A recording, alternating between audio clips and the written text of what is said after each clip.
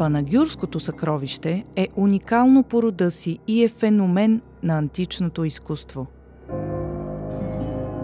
Изработено е от чисто злато и тежи 6 кг и 164 грама. Състои се от 9 съда с чудновати форми и украса, каквито не се срещат днес.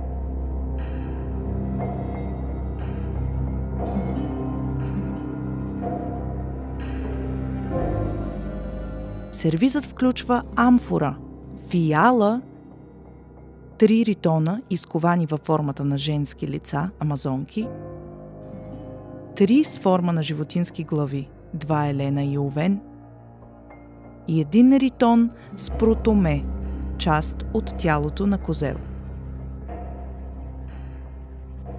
Предполага се, че това е ритуален сервиз за пречистване и възлияния с вино. Релефната украса върху съдовете представлява фигурални изображения и сцени от трако-гръцката митология, тълкувани по различен начин от изследователите. Те изразяват представите за света и религиозните вярвания на траките и сами по себе си са една своеобразна свещена книга на този древен народ.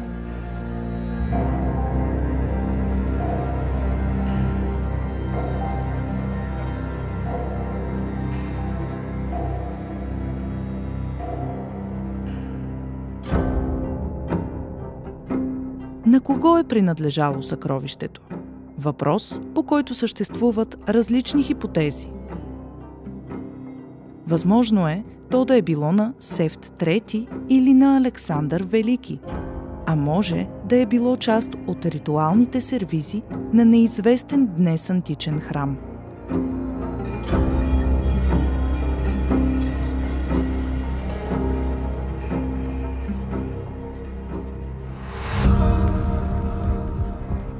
Как е попаднало в земята? Може би съкровището е укрито по време на някоя от древните войни или е принесено в дар на богинята майка Земята.